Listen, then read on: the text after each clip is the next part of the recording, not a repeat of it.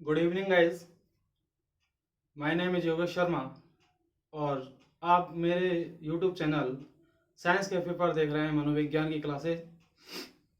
आज जो है मनोविज्ञान की तीसरी क्लासेज ये है, जिसमें लास्ट जो क्लास थी उसमें हमने मनोविज्ञान को चेतना के रूप में, मन के रूप में, आत्मा के रूप में पढ़ा था। अर्थात मनोविज्ञान की जो विकास की जो अवस्थाएं हैं उन विकास की अवस्थाओं को हमने पढ़ना प्रारंभ किया था, जिसमें हमने आत्मा, मन और चेतना, तीन जो अवस्थाएं उनके बारे में पढ़ लिया था। आज चौथी अवस्था जो प्रारंभ करने जा रहे हैं वो है व्यवहार की अवस्था, व्यवहार का मनोविज्ञान। इसके अंतर्गत जो है व्यवहार के मनोविज्ञान से पहले मैं पिछली क्लास का थोड़ा सा चेतना के बारे में रिवाइज कर देता हूं, जिससे आपको याद भी आ जाएगा कि 19वीं शताब्दी जो है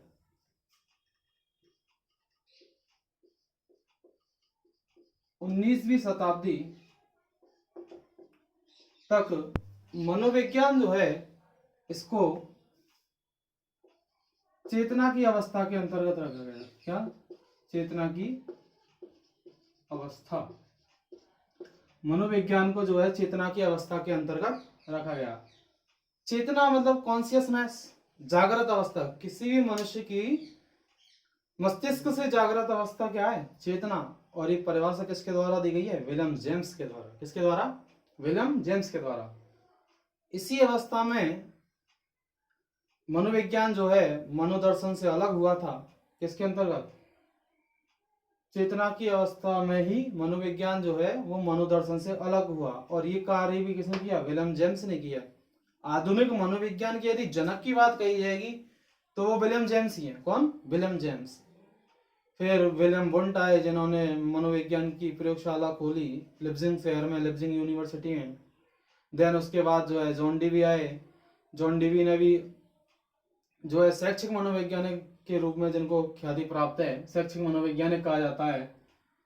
तो धीरे धीरे जो है चेतना की अवस्था में कार्य होने लगे, और चेतना की अवस्था में चेतना का क्या होने लगा? विरोध।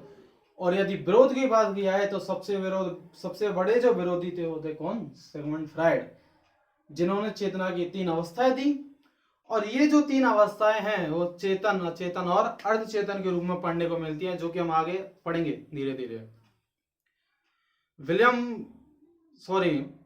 जो सिगमंड फ्राइड जो थे, सिगमंड फ्राइड ने तीन अवस्थाएं दी थी। फिर देन इसके बाद आते हैं मैकडूगल।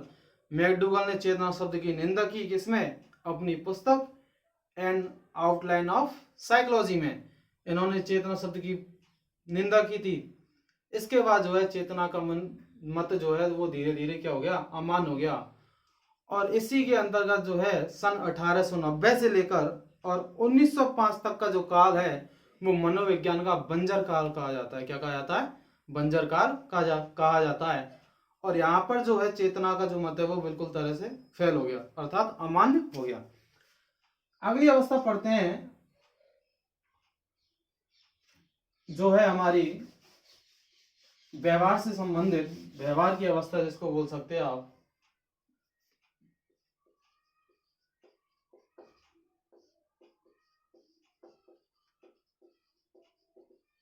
व्यवहार की अवस्था 20वीं शताब्दी से लेकर और आज तक हम मनोविज्ञान को व्यवहार के रूप में पढ़ते हैं। 20वीं शताब्दी से वर्तमान तक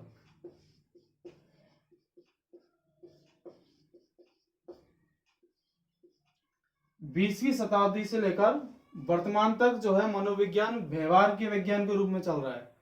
प्रारंभ कब हुआ था? 20वीं शताब्दी से। इसके जो समर्थक हैं उनमें McDougall,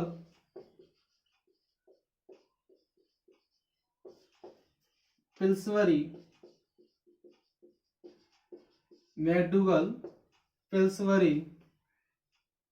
Pavlov,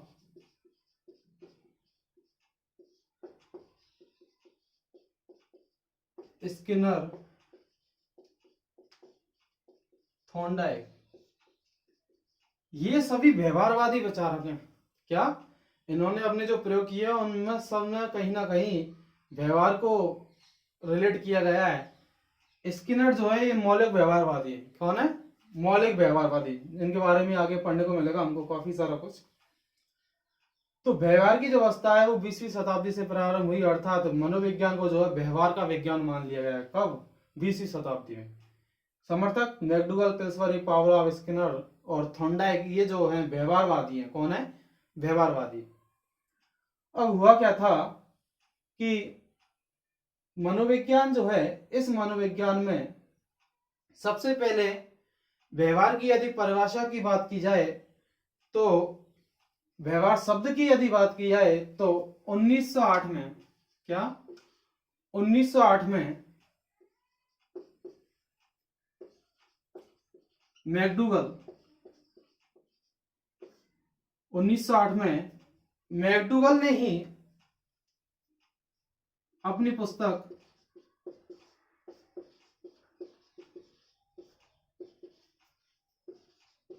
N introduce to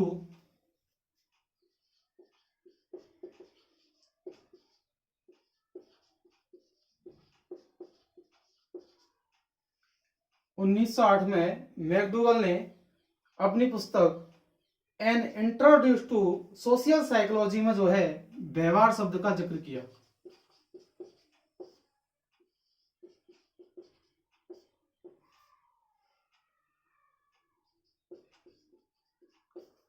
McDougall ने अपनी पुस्तक an introduce to social psychology में व्यवहार शब्द का पहली बार जो है प्रयोग किया। व्यवहार शब्द सबसे पहले जो दिया वो किसने दिया? मैकडूगल ने अपनी पुस्तक में। मैकडूगल का वो ही आपने ध्यान रखना है कि इनकी एक पुस्तक और थी एन आउटलाइन ऑफ साइकोलॉजी, जिसके पेज नंबर 16 पर जो है चेतना शब्द की पूरी निंदा की है। किसने? मैकडूगल ने। ये आपको याद रखना है।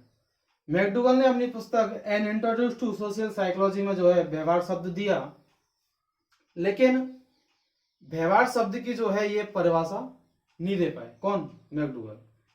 इसके बाद अगले आए थे पिल्सबरी।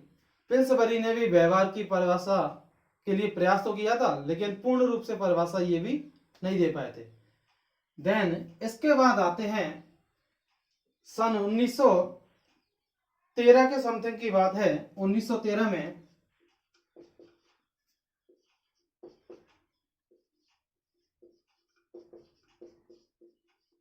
अमेरिका के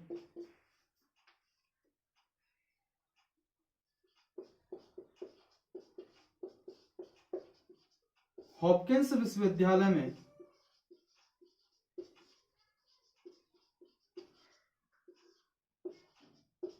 अमेरिका के हॉपकिंस विश्वविद्यालय में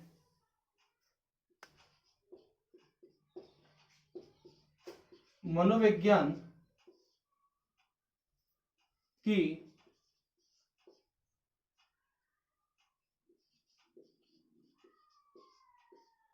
पहली परिभाषा किसने दी थी? वॉटसन ने दी थी। किसने दी थी? वॉटसन ने दी थी। किसने? 1913 में अमेरिका के हॉपकिंस विश्वविद्यालय में मनोविज्ञान की पहली परिभाषा दी गई, जो कि वॉटसन के द्वारा दी गई। वॉटसन जो है वो व्यवहारवादी विचारक हैं। कौन है? व्यवहारवादी विचारक हैं। इन्होंने, वॉटसन ने जो पहली जो परिभाषा दी थी उसको मैं ऊपर लिख देता हूं।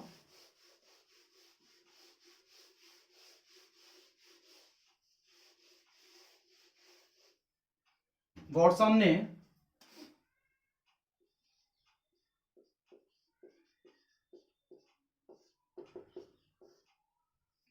कह दिया कि मनोविज्ञान की जो पहली व्यवहार की जो परिभाषा दी थी, इनके अनुसार इन्होंने व्यवहार को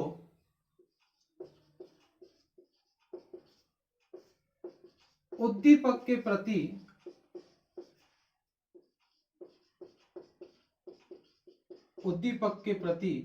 अनुक्रिय कहा। क्या कहा? उद्दीपक के प्रति अनुक्रिय कहा। किसने? वॉटसन ने। वॉटसन ने जो है मनोविज्ञान की पहली परिभाषा दी, जिसमें इन्होंने कह दिया कि व्यवहार जो है वो उद्दीपक के प्रति क्या है, अनुक्रिया है। वाटसन की बात की जाए तो वाटसन जो है पर्यावरणवादी भी है। क्या? पर्यावरणवादी। जो कि पर्यावरणवादी का मतलब ये है कि वाटसन जो है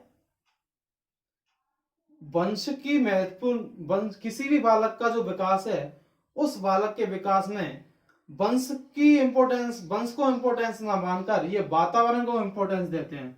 अर्थात बालक का जो विकास है उस बालक के विकास में वंश की महत्वपूर्ण भूमिका नहीं होती है। महत्वपूर्ण भूमिका किसकी होती है? वातावरण की। ये किसके अनुसार है? वाटसन के अनुसार। पर्यावरणवादी हैं तो इन्होंने कह दिया कि बालक के विकास में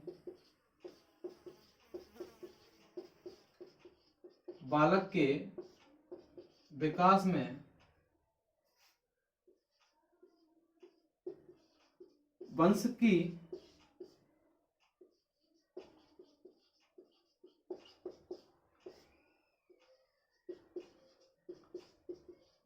महत्वपूर्ण भूमिका नहीं होती,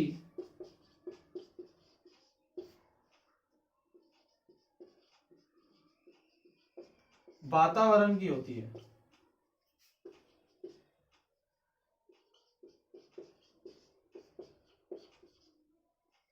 वाटसन ने क्या कहा कि बालक का जो विकास है उस बालक के विकास में वंश की भूमिका जो है वो ज्यादा नहीं होती है, वातावरण की भूमिका ज्यादा होती है। एक बालक है, अच्छे पढ़े लिखे शैक्षिक परिवार का बालक है, वंश जो है बहुत अच्छा है, पीढ़ियों तक किसी ने अपराध नहीं किया है। यदि उस बालक को जो है परवरिश अच्छी नहीं मिलती है और वो बालक जो है गलत वातावरण के संपर्क में आता है, अर्थात बालक है तो सीधी बात है धीरे धीरे बड़ा होगा तो मित्रों से मिलेगा स्कूल में जाने के बाद। वो जिस परिवेश में रहता है, जरूरी नहीं सभी लोग अच्छे हो वहां पर। आप एक क्लास में पढ़ते हो, एक कक्षा में पढ़ते हो, जरूरी नहीं सारे बच्चे ही अच्छे पढ़े लिखे परिवारों से आते हो, किसी का कुछ भी हो सकता है। अर्थात कोई बालक किस बैकग्राउंड से आ रहा है ये किसी को नहीं पता है, तो हम सभी लोगों से मिलते हैं ज्यादातर।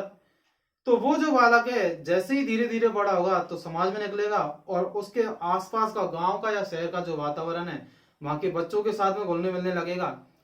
यदि वो बालक गलत संगत में जाता है तो वातावरण का इफेक्ट पड़ेगा ही नहीं पड़ेगा, अर्थात उसको बुरी आदतें लगने का भी डर रहेगा। हो सकता है वो बालक जो है धीरे धीरे अपराध की प्रवृत्ति की ओर बढ़ता चला जाए। तो ये बात वाटसन की कहीं ना कहीं सही भी है कि बालक का जो विकास है उस बालक के विकास में वंश की भूमिका ज्यादा नहीं होती, किसकी होती है? वातावरण की भूमिका होती है। ज्यादातर जो योगदान 50-50% मान लिया जाता है। वंश भी इंपॉर्टेंस होता है अपनी जगह और वातावरण भी अपनी जगह इंपॉर्टेंस होता है। तो ये जो बात है वो किसके द्वारा की गई है? वाटसन के द्वारा। उन्होंने वंश को महत्वपूर्ण ना मानकर जो है वातावरण को महत्वपूर्ण माना है, क्योंकि प्रकृतिवादी विचारक हैं, पर्यावरणवादी विचारक हैं, सॉरी क्या, पर्यावरणवादी विचारक हैं। इसलिए उन्होंने वंश को इंपॉर्टेंस ना देकर वातावरण जो है हमारा एटमॉस्फेयर जो है उसको ज्यादा इंपॉर्टेंस माना है। यदि बालक को सही डायरेक्शन मिलता है, सही वातावरण मिलता है और वंश उसका अच्छा है तो वह बालक बहुत आगे तक जा सकता है। लेकिन यदि दोनों में से कोई एक चीज भी यदि बालक को गलत मिल जाती है तो उसका विकास जो है वो रुक सकता है। यदि वंश खराब है और यदि वातावरण बहुत अच्छा मिल गया तो हो सकता है वंश खराब हो, उसके बजाय जो है बालक को यदि वातावरण अच्छा मिल जाए तो वो बालक भी कुछ कर सकता है। तो ऐसा नहीं कहेंगे कि एक कारक प्रभावी है दूसरा अप्रभावी है, दोनों की अपनी अपनी जगह वैल्यू है। वंश का भी प्रभाव पड़ता है और वातावरण का भी प्रभाव पड़ता है। तो वाटसन ने कह दिया कि उद्दीपक के प्रति अनुक्रिया है, पर्यावरणवादी विचारक हैं, इन्होंने कह दिया कि बालक का जो विकास है उसमें वंश की महत्वपूर्ण नहीं होती, उसमें जो है वातावरण महत्वपूर्ण होता है। ये बात किसके द्वारा कही गई है? ये आपको याद रखना है, वाटसन के द्वारा। किसके द्वारा? वाटसन के द्वारा। वाटसन ने ये बात कह दी। फिर इसके बाद में जो है मनोविज्ञान में जो है ये जो बात कही पर्यावरणवादी विचारक है वो कौन? वाटसन। मनोविज्ञान को आगे चलकर मनोविज्ञान जो है आगे चलकर मन रहित विज्ञान हो गया। कैसा? मन रहित विज्ञान। मनोविज्ञान आगे चलकर मन रहित मनोविज्ञान हो गया, अर्थात मनोविज्ञान को जो है मन रहित मनोविज्ञान भी कहा जाता है। क्या? मनोविज्ञान को जो है मन रहित मनोविज्ञान भी कहा जाता है, या उद्दीपक अनुक्रिया मनोविज्ञान भी आप इसको बोल सकते हो। अर्थात मनोविज्ञान मन रहित मनोविज्ञान या उद्दीपक अनुक्रिया का विज्ञान भी कहा जाने लगा। लिख देता हूं मैं यहां पर।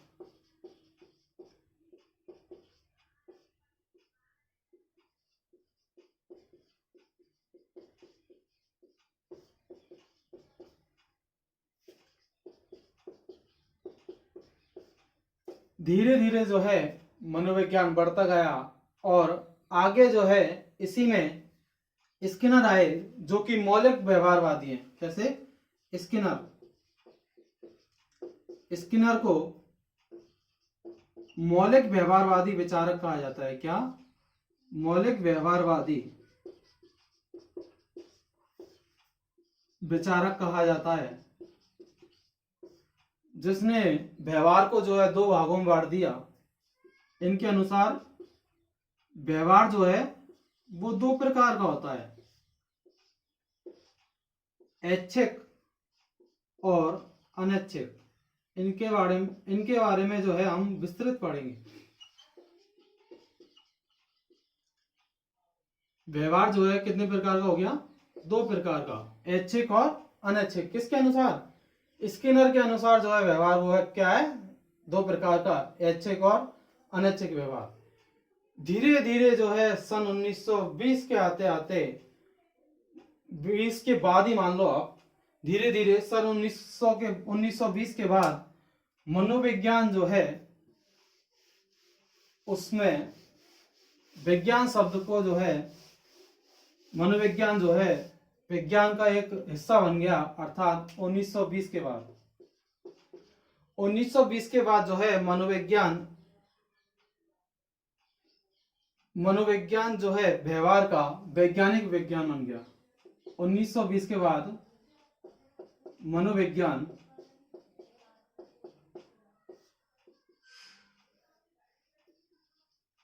व्यवहार का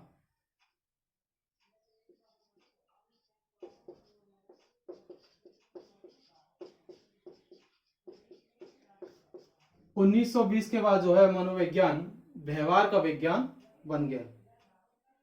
तो ये जो है मनोविज्ञान की चार विकास की अवस्था पड़ी थी, जिसमें आत्मा की अवस्था, मन की अवस्था और व्यवहार की अवस्था। 300 ईसा पूर्व से प्रारंभ हुआ मनोविज्ञान, 300 ईसा वर्ष पूर्व से, और 16वीं शताब्दी तक मनोविज्ञान को आत्मा के रूप में माना गया। देन उसके बाद मन की अवस्था, देन उसके बाद चेतना, कॉन्शियसनेस, जागृत अवस्था से जोड़ा गया, और फिर आया व्यवहारवाद। अब तक जो हम मनोविज्ञान पढ़ते हैं वो व्यवहारवाद के रूप में पढ़ते हैं। अर्थात 20वीं शताब्दी से और अब तक मनोविज्ञान को व्यवहार का विज्ञान ही माना गया है। क्या? 20वीं शताब्दी से और अब तक जो है मनोविज्ञान को व्यवहार का विज्ञान माना गया है। मनोविज्ञान की कुछ प्रमुख परिभाषाएं पढ़ लेते हैं।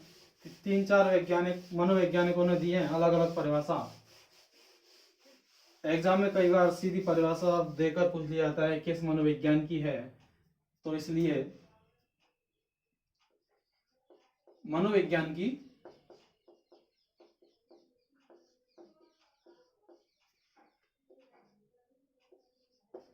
परिभाषा।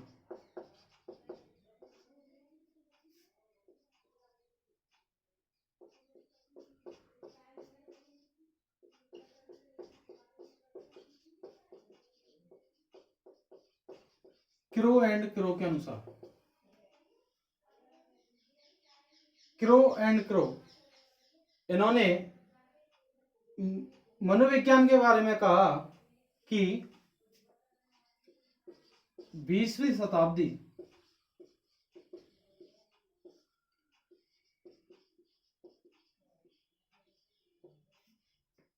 बालक की है,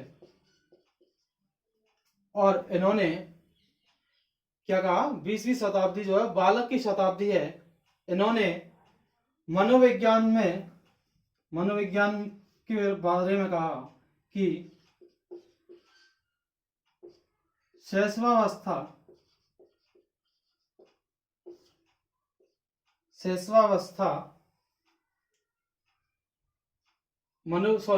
इन्होंने कहा कि मनोविज्ञान जो है विकास की शैशवावस्था में है।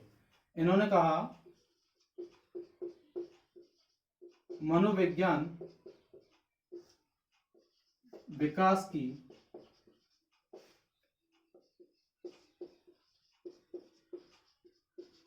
शैशवावस्था में है। किरो ने क्या कहा, 20वीं शताब्दी जो है बालक की है, मनोविज्ञान विकास की क्या है, शैशवा अवस्था में है। ये आपको याद रखना है। अगले जो आते हैं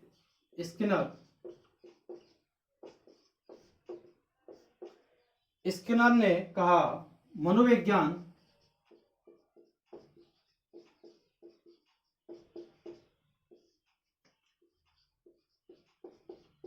अनुभव व व्यवहार का विज्ञान है। ये परिभाषाएं आपको याद रखनी है। कई बार क्वेश्चन में सीधी सीधी परिभाषा दे देते हैं और आपको टिक करना होता है कि किस मनोवैज्ञानिक ने दी है। मैकडूगल, इन्होंने कहा मनोविज्ञान आचरण और व्यवहार का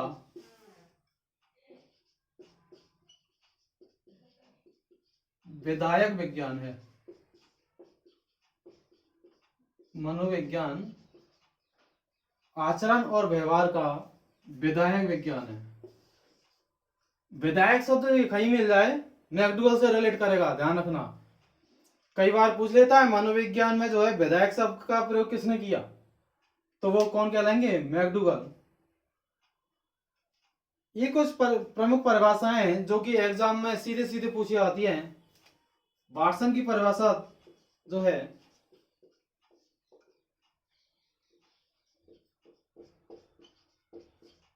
मनोविज्ञान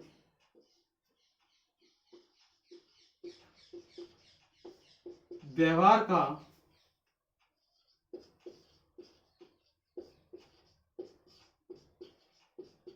शुद्ध विज्ञान है। आप ये लिख सकते हो। क्रो ने कहा कि 20वीं शताब्दी जो है वो बालक की शताब्दी है, अर्थात मनोविज्ञान विकास की शैशवावस्था में है।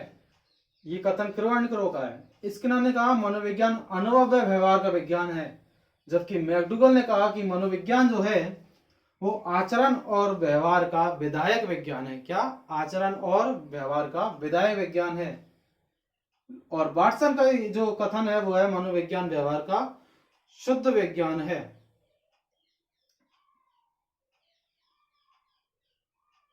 लिख लिया आपने। वाटसन की एक और परिभाषा लिख लेते हैं।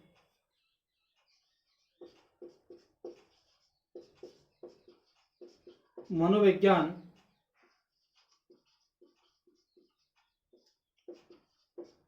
व्यवहार का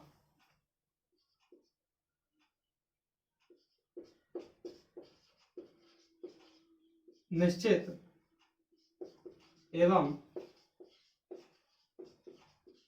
सकारात्मक विज्ञान है।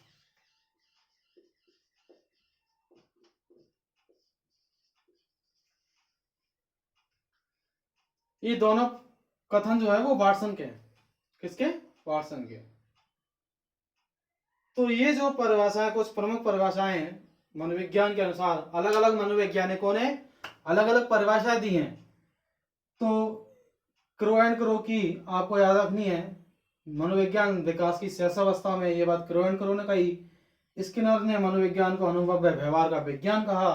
मैकडूगल ने मनोविज्ञान को आचरण और व्यवहार का वैधानिक विज्ञान कहा और वाटसन आए अगले, इन्होंने मनोविज्ञान को व्यवहार का शुद्ध विज्ञान और मनोविज्ञान को व्यवहार का निश्चित एवं सकारात्मक विज्ञान कहा है। इस प्रकार जो है मनोविज्ञान की विकास की अवस्थाएं यहाँ पर जाकर समाप्त होती है। अगली जो वीडियो होगी वो हम बाल विकास से स्टार्ट करेंगे, जो कि रीड का सिलेबस जो है यदि सही मायने में पूछा जाए तो यहीं से प्रारंभ होता है। बाल विकास पहली यूनिट ही आपकी किसकी है? चाइल्ड डेवलपमेंट, बाल विकास के बारे में, जिसमें अलग अलग अवस्थाओं के बारे में पढ़ा जाएगा। ये जो है psycho read, CTET, MPTET, NVS सभी एग्जाम पर्पज के हिसाब से इम्पोर्टेंट अपना अलग ही पहचान रखती है, अलग ही जगह रखती है। अगर आपको ये वीडियो पसंद आया हो तो कृपया लाइक एंड सब्सक्राइब करना ना भूलें। Thank you, good bye.